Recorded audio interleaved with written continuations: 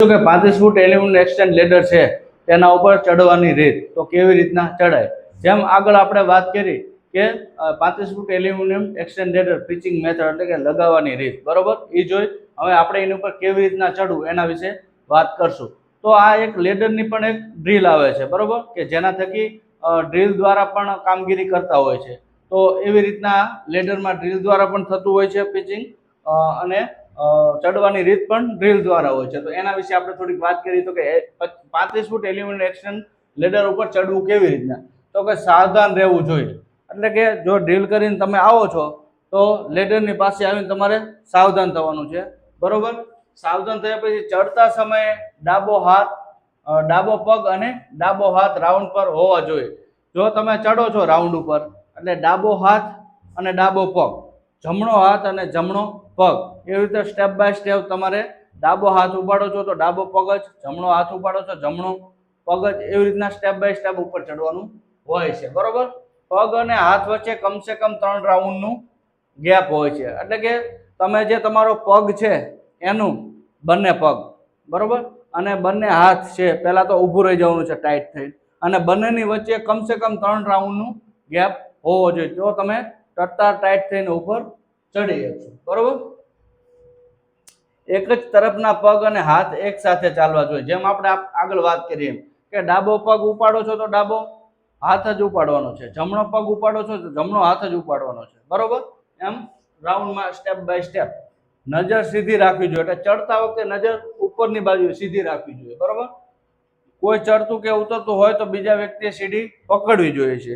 હવે આ ડ્રીલ 4 વ્યક્તિ દ્વારા થાય છે। એક વ્યક્તિ ઉપર ચડતો હોય છે, એક વ્યક્તિ પાછળ 2 સ્ટ્રિંગ ઝાલીને પાછળની બાજુએ ખેંચીને ઊભા હોય છે, અને 2 વ્યક્તિ જે હોય છે સ્ટ્રિંગને ધક્કો દઈ અને વ્યવસ્થિત પિચિંગ કરીને ઊભા હોય છે, અને ચોથો વ્યક્તિ જે છે એ ઉપર ચડતો હોય છે, બરોબર। છત પર ઉતરતી વખતે જમણી બાજુથી ઉતરવું। જ્યારે છત ઉપર તમે ઉતરો છો, કોઈ કામગીરી કરવા કોઈ છત ઉપર અંદર ઉતરો છો તો ત્યારે તમારે જમણી બાજુથી ઉતરવું જોઈએ, બરોબર। અને ચડવા માટે કે ઉતરવામાં ઉતાવળ ન કરવી જોઈએ। ચડતા કે ઉતરતા ઉતાવળ કરવી જોઈએ નહીં, તો એક બાજુ પડી જવાની શક્યતા કે એવું બધું રહેતું હોય છે, બરોબર। એક સાથે ઘણા બધા લોકોએ ન ચડવું જોઈએ। જો એક સાથે ઘણા બધા લોકો સીડી ઉપર ચડશે લેડર ઉપર તો લેડરને જે છે એની તૂટી જવાની કે એવી કોઈ શક્યતા રહેતી હોય છે, બરોબર। છતથી નીચે ઉતરતી વખતે ડાબી બાજુથી ઉતરવું જોઈએ। તો છત ઉપર તમે ઉપર ઉતરો છો છત ઉપર તો તમારે ક્યાં ઉતરવું જોઈએ? જમણી બાજુ જગ્યા છોડવી જોઈએ જાજી, કારણ કે રિટર્ન તમે આવો છો કોઈ વ્યક્તિને લઈ, બરોબર, કેજ્યુઅલિટીને, તો તમને ઉતરવામાં શું કહેવાય તકલીફ કોઈ ન પડે। એટલે છતથી જ્યારે નીચે ઉતરતી વખતે ડાબી બાજુથી ઉતરવું જોઈએ। અહીં જમણી બાજુ જગ્યા રાખીએ એટલે રિટર્ન તમે એટલે ડાબી બાજુ તમને જગ્યા જાજી મળી જાય, તો કોઈ કેજ્યુઅલિટી છે એનું માથું કે એવું કાંઈ ભટકાય નહીં, બરોબર। એના માટે આ બધા જે માપદંડો છે એનો ખ્યાલ રાખવો જોઈએ। આ વાત થઈ આપણે 35 ફૂટ એલ્યુમિનિયમ એક્સટેન્ડ લેડરની, બરોબર। હવે આગળ આપણે આને પ્રેક્ટિકલી જ્યારે જોઈશું ડ્રીલ દ્વારા ત્યારે આપણે થોડુંક એને વધારે સમજશું તો તમને વધારે ખ્યાલ આવે। આ થિયરીનો પાર્ટ હતો, બરોબર। હવે આપણે મિત્રો તો આગળ વાત કરીએ આપણે આર્મ હોલ્ડ અને લેગ લોક એ શું છે તેના વિશે આપણે વાત કરીએ, બરોબર। જો આગળ આપણે વાત કરશું કે આર્મ હોલ્ડ એટલે શું છે અને લેગ લોક શું છે તેના વિશે આપણે થોડીક ચર્ચા કરી દઈએ, બરોબર। આ એક સમજી લો કે સીડી છે એવું આપણે સમજી લેવાનું છે, બરોબર। કોઈ વ્યક્તિ અહીંથી ચડશે, બરોબર, જ્યારે સીડી ઉપર ઊભા રહીને આપણે આગ બુઝાવવાની હોય, જ્યારે કોઈ પણ એવી જગ્યાએ હોય કે 2 માળ કે 3 માળનું કોઈ બિલ્ડિંગ છે અને સીડી ઉપરથી આપણે ફાયર ફાઇટિંગ કરવાનું થાય ત્યારે આ ખાસ વસ્તુ કામમાં લાગે છે કે જ્યારે સીડી પર ઊભા રહીને આગ બુઝાવવાની હોય ત્યારે સીડીની ઉપર ચડીને આર્મ હોલ્ડ અને લેગ લોક લગાવવું જરૂરી છે, જેથી તમારા બંને હાથ ખુલ્લા રાખી શકાય અને કોઈ વ્યક્તિને નીચે પડવાનું જોખમ રહેતું નથી। આ એના માટે ખાસ હોય છે।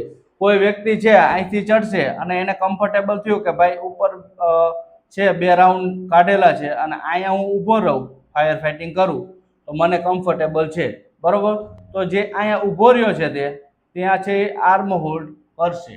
પછી એક જમણો હાથ છે જમણો પગ જે છે એ આગળના રાઉન્ડમાંથી કાઢી અને નીચેના રાઉન્ડમાં લોક લગાવી દેશે પગ, બરોબર, તો એ શું થઈ જાય છે, લેગ લોક એનો લાગી જાય છે, બરોબર. ત્યાં ચડી અને જમણો પગ છે એ આગળના રાઉન્ડમાં નાખી અને પાછળના રાઉન્ડમાં છે ત્યાં લગાવી દેશે, એટલે લેગ લોક એનો લાગી ગયો. આ લેગ લોક લાગી જવાથી બંને હાથ તે છોડી અને આગળ પાછળ ગમે તે મૂવમેન્ટ કરશે તો એને પડવાનો કોઈ ખતરો રહેતો નથી.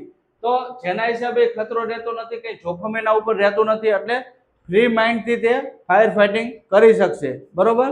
એવું હશે તો ઉપર બે રસીથી બાંધી દઈશું, નીચે બે વ્યક્તિ પકડતા હશે, તો આટલી સુરક્ષા હશે તો એ વ્યક્તિ ફાયર ફાઇટિંગ કરવામાં એને કોઈ જોખમ રહેશે નહીં. તો આ છે આર્મરોડ ને લેગ લોકની આપણે જે લેડરમાં વાત કરી.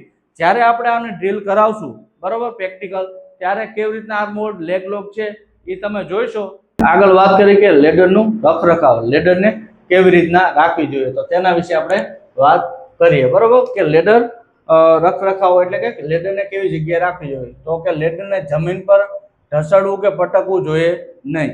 જ્યારે આપણે પિચિંગ કરતા હોય ત્યારે એવું બને, વ્યક્તિ ઓછા હોય અથવા તો કોઈ એક બાજુ વજન આવી જાય તો ક્યાંક પડી જાય કે એવું બધું થતું હોય છે. પછી નીચે હોય લેડર ત્યારે એને ઢસડવી જોઈએ નહીં, બરોબર.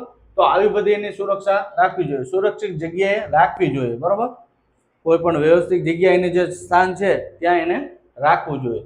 ગાડી પર રાખવા માટે ગેલોજ હોવા જરૂરી છે. બધી જ ગાડી ઉપર લેડર રાખવાની સુવિધા હોય છે, બરોબર ને. એ રાખવાની સુવિધા હોય છે, એનું નામ છે ગેલોજ. તો બધી જ લેડરને ગેલોજમાં રાખવી ફરજિયાત હોય છે, બરોબર. એક સાથે ઘણા બધા લોકોએ ઉપર ચડવું જોઈએ નહીં. જેમ આપણે વાત કરીએ એમ કે ઉપર 2-3 વ્યક્તિ થશે, ચડશે તો ભાંગી જવાની, તૂટી જવાની કે બેન્ડ થવાની શક્યતા રહેશે. તો જેના કારણે આવું કંઈ થશે તો એને આપણે ફાયર સર્વિસમાંથી બહાર કાઢી નાખવી પડશે. એટલે એવું ન થાય એટલે જાજા બધા કોઈ વ્યક્તિએ ઉપર ચડવું નહીં, બરોબર. આ વાત હતી લેડરના રખરખાવની, બરોબર.